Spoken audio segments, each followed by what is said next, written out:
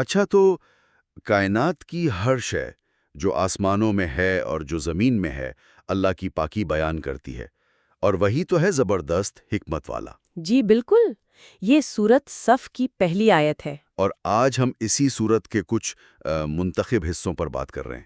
ایک گہرائی میں جا کر سمجھنے کی کوشش۔ جی، سورت الصف بہت ہی جامع اور سبق آموز سورت ہے۔ ہمارا مقصد آج یہ ہے کہ ان آیات میں جو چھپے ہوئے پیغام ہے نا، ان تک پہنچیں۔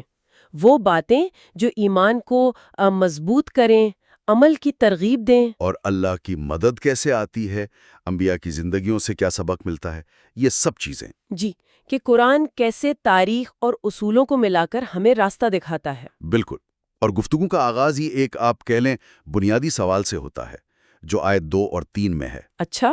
اے ایمان والو، تم وہ بات کیوں کہتے ہو جو کرتے نہیں؟ اللہ کے نزدیک یہ سخت ناپسندیدہ بات ہے کہ تم وہ کہو جو کرو نہیں۔ لِمَ تَقُولُونَ مَا لَا تَفْعَلُونَ، اور پھر کُبُرَ مَقْتًا عِندَ اللَّهِ أَن تَقُولُوا مَا لَا تَفْعَلُونَ۔ جی، یہ قول و فعل میں مطابقت کا مطالبہ، یہ اتنا بنیادی کیوں ہے؟ اس کا ہماری زندگی پر کیا اثر ہے؟ یہی تو ایمان کی جڑ ہے۔ اور یہ واضح کر دیں کہ ہماری ساری بات چیت وہ قرآن مجید کی سورت الصف کی انہی آیات کے گرد رہے گی۔ جی ہاں، انہی سے رہنمائی لیں گے۔ تو یہ جو پہلا نقطہ ہے کہ جو کہا جائے وہ کیا نہ جائے، اس پر اللہ کی طرف سے شدید ناپسندیدگی ہے، یہ واقعی چونکا دیتا ہے۔ آخر اس تضاد میں ایسی کیا بات ہے؟ دیکھیں، یہاں جو الفاظ ہیں نا، کبورہ مقتن، یہ کوئی معمولی ناپسندیدگی نہیں، یہ شدید غضب، بہت ہی زیادہ بیزاری، نفرت کو ظاہر کرتے ہیں۔ شدید غضب؟ جی، وجہ یہ ہے کہ قول و فعل کا تضاد وہ ایمان پر حملہ ہے۔ ایمان صرف زبان کا اقرار تو نہیں نا، صحیح۔ یہ دل کا یقین اور عمل کی گواہی، ان سب کا مجموعہ ہے۔ تو جب کوئی کہتا کچھ ہے اور کرتا کچھ اور ہے تو وہ ایک طرح سے منافقت بن جاتی ہے۔ اچھا۔ یہ دکھاتا ہے کہ دل میں یا تو یقین کم ہے یا پھر کوئی دنیاوی مفاد یا خوف وہ اللہ کے حکم پر غالب آ گیا ہے۔ یہ اللہ سے جو عہد کیا ہے اس کی خلاف ورزی ہے۔ یعنی یہ صرف کوئی بری عادت نہیں، بلکہ ایمان کے وہ جو بنیادی ڈھانچہ ہے اس میں ایک دراڑ ہے۔ بالکل۔ یہ بات معاشرتی سطح پر بھی تو بہت اہم ہے نا۔ اگر لوگ کہیں کچھ اور کریں کچھ تو اعتماد تو ختم ہو جاتا ہے، معاشرہ کھوکھلا ہو جاتا ہے۔ بالکل، معاشرتی اعتماد کی بنیاد ہی سچائی اور اسی مطابقت پر ہے۔ جہاں یہ نہ ہو وہاں پھر انتشار ہوتا ہے، بدگمانی پیدا ہوتی ہے۔ قرآن صرف فرد کی اصلاح نہیں کرتا، وہ ایک اچھے معاشرے کے اصول بھی دیتا ہے۔ اور یہ اصول ان میں سے آپ کہہ لیں کلیدی ہیں۔ جی، بہت اہم ہے۔ اور پھر فوراً بعد آیت 4 میں اللہ تعالیٰ ایک بالکل مختلف تصویر پیش کرتا ہے ان لوگوں کی جن سے وہ محبت کرتا ہے۔ جی، آیت 4۔ ان اللہ یحب الذین یقاتلون فی سبیلہ صفا کأنہم بنیان مرصوص۔ بے شک اللہ ان سے محبت کرتا ہے جو اس کی راہ میں صف باندھ کر لڑتے ہیں، گویا وہ سیسا پلائی ہوئی دیوار ہوں۔ کیا زبردست تشبیہ ہے۔ یہ بنیان مرصوص، سیسا پلائی ہوئی دیوار، یہ کتنی طاقتور ہے۔ ذہن میں ایک ناقابل شکست قوت کا نقشہ آتا ہے۔ یہ واقعی غیر معمولی تشبیہ ہے۔ صفن یعنی منظم صف بندی، اور بنیان مرصوص یعنی ایسی عمارت جس کے حصے ایک دوسرے میں پیوست ہوں، سیسا پلا کر جوڑ دیے گئے ہوں، مضبوطی سے جوڑے ہوئے۔ بالکل۔ یہ صرف میدان جنگ کی بات نہیں، اس سے کہیں بڑھ کر ہے۔ یہ کسی بھی نیک مقصد کے لیے، حق کے قیام کے لیے نظریاتی، فکری، عملی طور پر متحد، منظم اور ثابت قدم رہنے کی علامت ہے۔ اچھا۔ پیغام یہ ہے کہ اللہ کو وہ مومن پسند ہے جو منتشر نہ ہوں، بکھرے ہوئے نہ ہوں، بلکہ ایک مقصد کے لیے ایک قیادت کے تحت مضبوطی سے جڑے ہوں۔ تو گویا پہلے ذاتی سطح پر قول و فعل کی یکسانیت، اور پھر اجتماعی سطح پر اتحاد، تنظیم، مضبوطی، یہ تو ایک مکمل لائحہ عمل لگتا ہے۔ جی، لیکن کیا یہ سیسا پلائی دیوار صرف ظاہری اتحاد ہے، یا اس میں نظریاتی اور روحانی ہم آہنگی بھی شامل ہے؟ یقیناً اس میں نظریاتی اور روحانی ہم آہنگی بنیادی ہے۔ صرف جسمانی طور پر اکٹھا ہو جانا کافی نہیں۔ اگر دل نہ ملیں، مقصد ایک نہ ہو، بنیاد اخلاص پر نہ ہو۔ صحیح۔ بنیان مرصوص کا اصل مطلب یہی ہے کہ ایمان کی بنیاد پر ایسا اتحاد ہو جو اندر سے بھی مضبوط ہو، باہر سے بھی، اور یہ اتحاد صرف جنگ کے لیے نہیں ہے۔ اچھا، یہ علم پھیلانے، معاشرے کی اصلاح، ظلم کے خلاف آواز اٹھانے، مطلب ہر نیک کام میں چاہیے۔ یہ بات سمجھ میں آتی ہے۔ اب سورت ہمیں تاریخ کی طرف لے جاتی ہے۔ قرآن کا یہ انداز بہت دلچسپ ہے کہ وہ اصول بتانے کے ساتھ ساتھ پچھلی قوموں اور نبیوں کے قصے سناتا ہے۔ جی، تاکہ ہم سبق سیکھیں، عملی سبق۔ یہاں پہلے موسیٰ علیہ السلام کا ذکر ہے۔ آیت 5 میں فرمایا وَإِذْ قَالَ مُوسَىٰ لِقَوْمِهِ يَا قَوْمِ لِمَ تُؤْذُونَنِي وَقَدْ تَعْلَمُونَ أَنِّي رَسُولُ اللَّهِ إِلَيْكُمْ، یعنی جب موسیٰ نے اپنی قوم سے کہا اے میری قوم تم مجھے کیوں اذیت دیتے ہو حالانکہ تم جانتے ہو کہ میں تمہارے طرف اللہ کا رسول ہوں۔ یہ بڑا دردناک سوال ہے۔ وہ جانتے تھے پھر بھی تکلیف پہنچاتے؟ اس کا نتیجہ کیا نکلا؟ فَلَمَّا زَاغُوا أَزَاغَ اللَّهُ قُلُوبَهُمْ، پس جب وہ ٹیڑھے ہی رہے تو اللہ نے ان کے دل ٹیڑھے کر دیے۔ یہ دلوں کا ٹیڑھا ہو جانا کیا ہے؟ زاغ کا مطلب ہے حق سے ہٹ جانا، کجروی، جان بوجھ کر غلط راستے پر چلنا۔ جب قوم نے مسلسل یہی کیا، تنبیہات کے باوجود، معجزے دیکھنے کے باوجود نبی کو اذیت دیتے رہے تو اللہ تعالیٰ نے بھی انہیں ان کے حال پر چھوڑ دیا۔ ازاغ اللہ قلوبہم کا مطلب ہے اللہ نے ان کے دلوں سے ہدایت قبول کرنے کی صلاحیت چھین لی۔ اچھا، یعنی وہ سمجھنے سے قاصر ہو گئے۔ ان کے دل حق بات سمجھنے اور قبول کرنے کے لیے تیار ہی نہ رہے۔ یہ ایک طرح سے ان کے اپنے اعمال کا ہی نتیجہ تھا جسے اللہ کی طرف منسوب کیا گیا، کیونکہ ہر شے اسی کے حکم سے ہوتی ہے۔ یعنی اللہ کی طرف سے کوئی زبردستی نہیں تھی، بلکہ ان کے مسلسل انکار اور ہٹ دھرمی کا قدرتی انجام۔ جی ہاں، بالکل۔ اللہ کسی پر ظلم نہیں کرتا۔ ہدایت کا راستہ واضح کر دیا جاتا ہے، رسول بھیج دیے جاتے ہیں، نشانیاں دکھا دی جاتی ہیں۔ صحیح۔ اس کے بعد جو لوگ جان بوجھ کر منہ موڑتے ہیں اور اسی پر اصرار کرتے ہیں، وہ خود اپنے آپ کو ہدایت سے محروم کر لیتے ہیں۔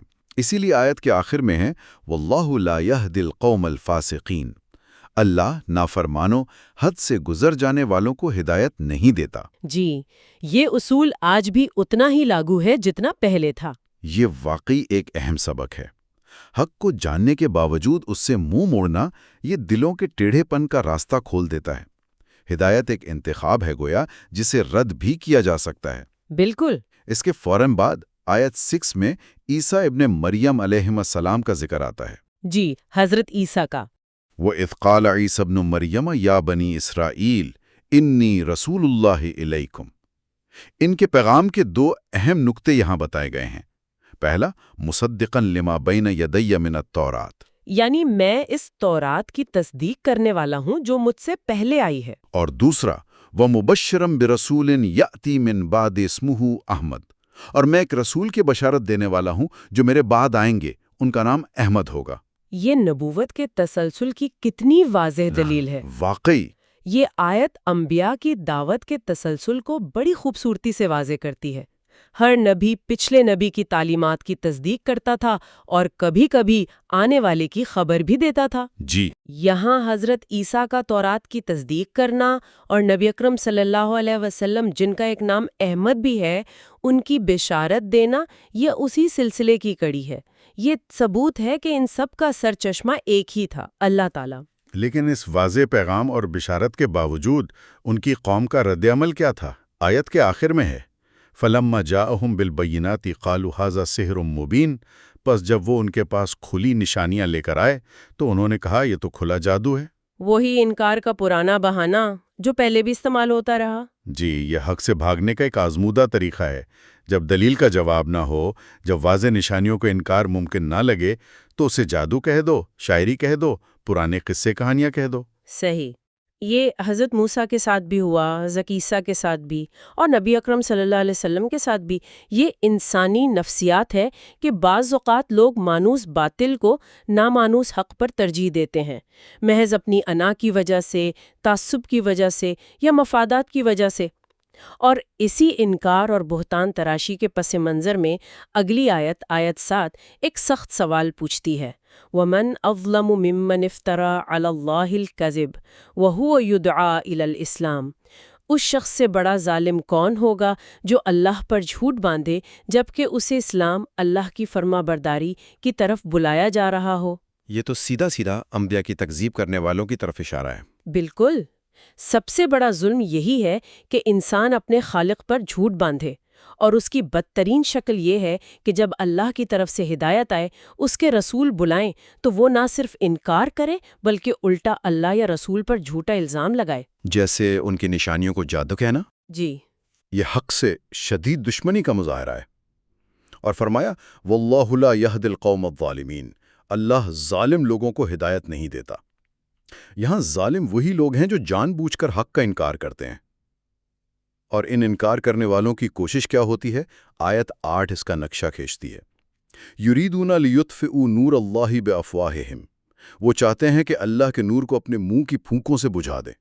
یہ تمثیل کتنی زبردست ہے! ہاں نا؟ گویا کوئی شخص سورج کو پھونکے مار کر بجھانے کی کوشش کر رہا ہو۔ یہ کتنی بے بسی اور ناکامی کی تصویر ہے۔ یہ تمثیل ان کی کوشش کی بے حقیقتی اور ناکامی کو ظاہر کرتی ہے۔ اللہ کا نور یعنی اس کی ہدایت، اس کا دین، اس کی کتاب، یہ اتنی کمزور چیز نہیں کہ انسانی پھونکوں سے بجھ جائے۔ یہ تو سورج کی طرح روشن ہے۔ جی، اور طاقتور ہے۔ لوگ اپنی باتوں سے، اپنی سازشوں سے، اپنے پروپیگنڈے سے اسے مٹانے کی کوشش کرتے ہیں، لیکن یہ ناممکن ہے، اور اسی لیے فوراً اللہ تعالیٰ اپنا فیصلہ سناتا ہے۔ وَاللَّهُ مُتَمُّ نُورِهِ وَلَوْ كَرِهَ الْكَافِرُونَ، اللہ تو اپنے نور کو پورا کر کے رہے گا، خواہ کافروں کو کتنا ہی ناگوار کیوں نہ ہو۔ یہ ایک حتمی اعلان ہے، ایک ناقابل تردید وعدہ۔ جی ہاں، یہ اللہ کا اٹل فیصلہ ہے۔ تاریخ گواہ ہے کہ حق کو مٹانے کی کوششیں ہمیشہ ناکام ہوئی ہیں۔ وقتی طور پر مشکلات آ سکتی ہیں، مخالفتیں ہو سکتی ہیں، لیکن آخرکار اللہ کا نور غالب آ کر رہتا ہے۔ اور یہ غلبہ کیسے ہوگا؟ اگلی آیت 9 اس کی وضاحت کرتی ہے۔ جی، آیت 9۔ هو الذی ارسل رسولہ بالہدی ودین الحق لیظہرہ علی الدین کلہ ولو کرہ المشرکون، وہی ہے جس نے اپنے رسول کو ہدایت اور دین حق کے ساتھ بھیجا تاکہ اسے تمام ادیان یا تمام نظاموں پر غالب کر دے، بھلے ہی مشرکین کو کتنا ہی ناگوار گزرے۔ یہ تو دین اسلام کے حتمی غلبے کا اعلان ہے۔ یہ آیت اللہ کے منصوبے کو واضح کرتی ہے۔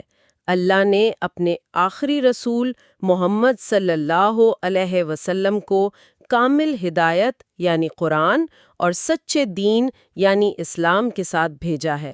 اور مقصد یہ ہے کہ یہ دین تمام دوسرے ادیان، نظریات اور زندگی گزارنے کے طریقوں پر غالب آ جائے۔ یہ غلبہ دلیل کا بھی ہو سکتا ہے اور سیاسی اور تہذیبی بھی۔ اچھا، اللہ کا وعدہ ہے کہ یہ ہو کر رہے گا، چاہے اللہ کے ساتھ شریک ٹھہرانے والوں کو یہ کتنا ہی برا لگے۔ یہ آیت مسلمانوں کو مستقبل کے بارے میں پرامید رہنے اور اپنے دین پر ثابت قدم رہنے کی تلقین کرتی ہیں۔ تو پہلے ذاتی کردار کی درستی، پھر اجتماعی اتحاد، تاریخ سے سبق اور حق کی حتمی فتح کا یقین دلانے کے بعد سورت کا رخ ایک بہت ہی عملی پیشکش کی طرف مڑتا ہے۔ جی، آیات 10 سے 13 ایک تجارت کا ذکر ہے۔ ہاں، آیت 10 میں ایک بڑا پرکشش سوال ہے۔ یا ایھا الذین آمنوا هل ادلکم علی تجارۃ تنجیکم من عذاب علیم، اے ایمان والو، کیا میں تمہیں ایسی تجارت بتاؤں جو تمہیں دردناک عذاب سے نجات دلا دے؟ یہ سوال ہی تجسس پیدا کرتا ہے۔ بالکل، کہ آخر وہ کون سی تجارت ہے جس کا منافع اتنا بڑا ہے، عذاب علیم سے نجات؟ یہ انداز تخاطب بہت دلکش ہے۔ اللہ تعالیٰ براہ راست مومنین سے مخاطب ہو کر ایک ایسی ڈیل پیش کر رہا ہے جس کا فائدہ یقینی ہے اور بے مثال۔ صحیح۔ دنیا کی تجارت میں تو نفع نقصان دونوں کا امکان ہوتا ہے، لیکن یہ وہ تجارت ہے جس میں صرف نفع ہی نفع ہے، اور سب سے پہلا نفع ہے آخرت کے دردناک عذاب سے چھٹکارا، جو خود ہی سب سے بڑی کامیابی ہے۔ تو اس تجارت کی شرائط کیا ہیں؟ آیت 11 انہیں واضح کرتی ہے۔ تؤمنون باللہ ورسولہ وتجاہدون فی سبیل اللہ باموالکم وانفسکم۔ وہ تجارت یہ ہے کہ تم اللہ اور اس کے رسول پر کامل ایمان لاؤ اور اللہ کی راہ میں اپنے مال اور اپنی جانوں سے جہاد کرو۔ یہاں جہاد کا ذکر ہے، اس کی وضاحت ضروری ہے۔ جی ہاں، جہاد کا لفظ بہت وسیع معنی رکھتا ہے۔ اس کا بنیادی مطلب ہے کوشش کرنا، جد و جہد کرنا، فی سبیل اللہ یعنی اللہ کی راہ میں۔ تو مطلب تو اللہ کی راہ میں اپنے مال اور اپنی جان سے ہر ممکن کوشش اور جد و جہد کرنا اس تجارت کی شرط ہے۔ اس میں اللہ کے دین کی سربلندی کے لیے علمی، عملی، مالی، تبلیغی اور اگر ضرورت پڑے تو دفاعی جنگ بھی شامل ہے۔ یعنی یہ صرف لڑائی کا نام نہیں؟ نہیں، یہ صرف لڑائی نہیں بلکہ اللہ کے کلمے کو بلند کرنے کے لیے اپنی تمام تر توانائیاں اور وسائل لگا دینا ہے۔ اور پھر فرمایا ذالکم خیر لکم ان کنتم تعلمون، یہ تمہارے لیے بہتر ہے اگر تم جانو۔ جی، یعنی اس جدوجہد میں بظاہر مشقت ہے، قربانی نظر آتی ہے، لیکن حقیقت میں تمہاری دنیا اور آخرت کی بھلائی اسی میں ہے۔ یہ وضاحت اہم ہے۔ تو ایمان اور جہاد، یہ ہیں اس تجارت کی شرائط۔ اب آتے ہیں اس کے منافع کی طرف۔ آیات 12 اور 13 اس کی تفصیل بتاتی ہیں، اور یہ منافع تو حیران کن ہے۔ جی، بہت زبردست اجر ہے۔ یغفر لکم ذنوبکم، اللہ تمہارے گناہ بخش دے گا۔ یہ کتنی بڑی بات ہے۔ بلا شبہ انسان خطا کار ہے، گناہ ہو جاتے ہیں، ان گناہوں کی بخشش سے بڑی نعمت کیا ہو سکتی ہے؟ یہ اس تجارت کا پہلا اور بنیادی منافع ہے۔ وَيُدْخِلْكُمْ جَنَّاتٍ تَجْرِي مِن تَحْتِهَا الْأَنْهَارُ وَمَسَاكِنَ طَيِّبَةً فِي جَنَّاتِ عَدْنٍ، تمہیں ایسے باغات میں داخل کرے گا جن کے نیچے نہریں بہتی ہیں، اور عدن کے باغات میں پاکیزہ عمدہ رہائش گاہیں عطا فرمائے گا۔ یہ تو ابدی کامیابی ہے۔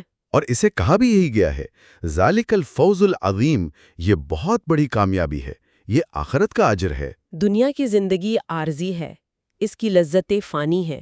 اس کے مقابلے میں جنت کی ہمیشہ رہنے والی نعمتیں، پاکیزہ ماحول اور اللہ کی رضا، یہی حقیقی اور عظیم کامیابی ہے۔ لیکن بات یہیں ختم نہیں ہوتی۔ آیت 13 میں ایک اور انعام کا ذکر ہے، جس کے بارے میں فرمایا وَأُخْرَى تُحِبُّونَهَا، اور ایک اور چیز بھی ہے جو تمہیں بہت پسند ہے۔ اچھا، وہ کیا؟ نصر من اللہ وفتح قریب، اللہ کی طرف سے مدد اور عنقریب ملنے والی فتح، یعنی آخرت کے ساتھ ساتھ دنیا میں بھی انعام۔ جی، یہ اللہ کا کرم ہے کہ اس نے اس تجارت میں دنیاوی کامیابی کا بھی وعدہ کیا۔ جو لوگ اللہ پر ایمان رکھتے ہیں اور اس کی راہ میں جدوجہد کرتے ہیں، اللہ انہیں دنیا میں بھی اپنی مدد سے نوازتا ہے، مشکلات پر قابو پانے کی ہمت دیتا ہے اور انہیں فتح و کامرانی عطا کرتا ہے۔ یہ فتح فوجی بھی ہو سکتی ہے، نظریاتی بھی۔ جی، اور تہذیبی بھی۔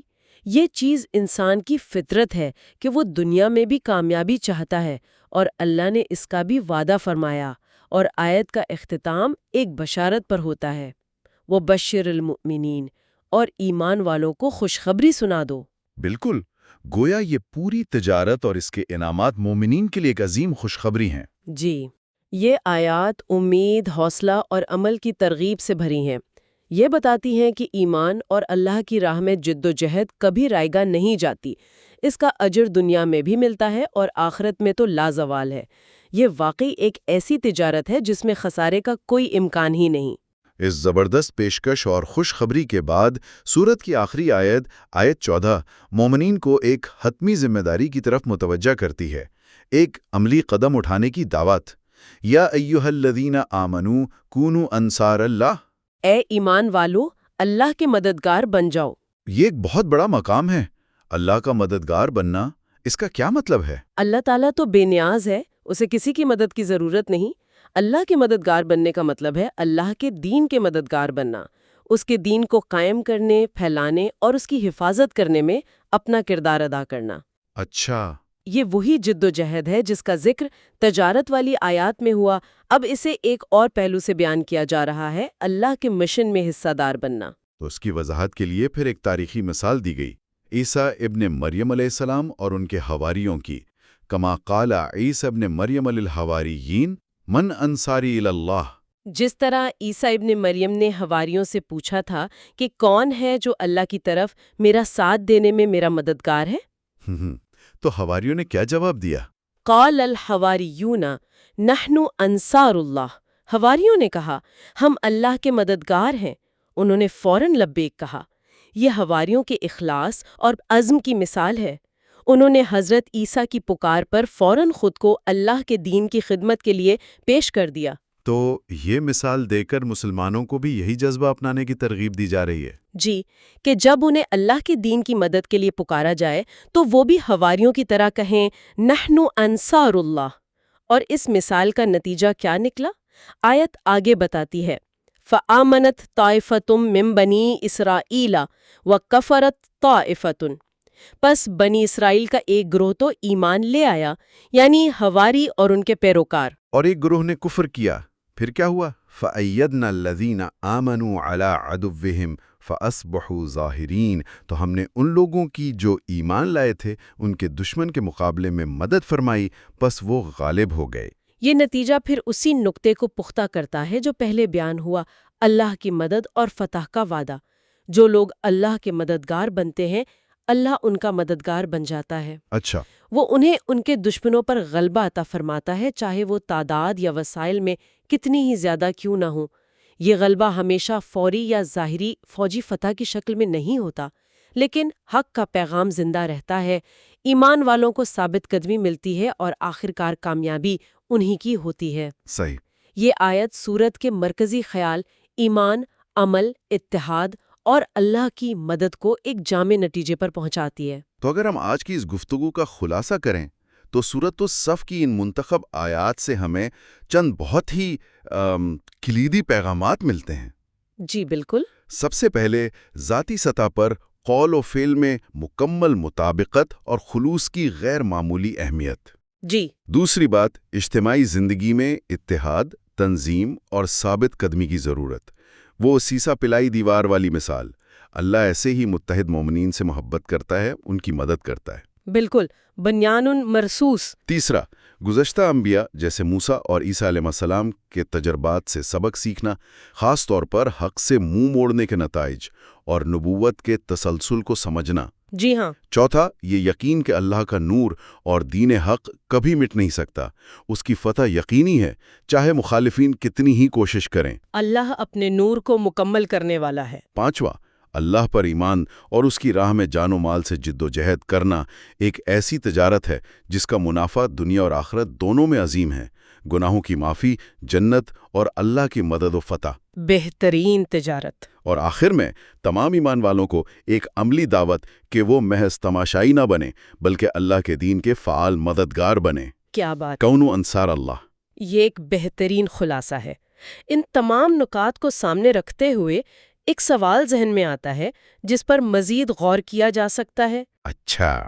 سورت میں اتحاد اور مضبوطی یعنی بنیان مرصوص اور پھر اللہ کے مددگار بننے پر اتنا زور دیا گیا ہے۔ آج کے دور میں جب ہم دیکھتے ہیں کہ امت مسلمہ میں مختلف سطحوں پر تقسیم اور کمزوری نظر آتی ہے، جی، تو ان قرآنی اصولوں کی روشنی میں حقیقی بنیان مرصوص بننے اور مؤثر طریقے سے اللہ کے مددگار بننے کی عملی شکل کیا ہو سکتی ہے؟ وہ کون سے مشترکہ مقاصد ہیں جن پر متحد ہو کر اجتماعی بھلائی کے لیے ٹھوس کوششیں کی جا سکتی ہیں تاکہ یہ صرف ایک نظریاتی بات نہ رہے بلکہ عملی حقیقت بن جائے؟ یہ وہ چیلنج ہے جو یہ سورت ہمارے سامنے رکھتی ہے۔ بالکل۔ واقعی یہ ایک اہم اور قابل غور سوال ہے۔ اس سورت کے پیغامات صرف ماضی کے قصے یا نظریاتی باتیں نہیں بلکہ آج بھی ہمارے لیے عمل کا راستہ روشن کرتے ہیں۔ جی بالکل۔ اسی غور و فکر کی دعوت کے ساتھ آج کی یہ گفتگو اپنے اختتام کو پہنچتی ہے۔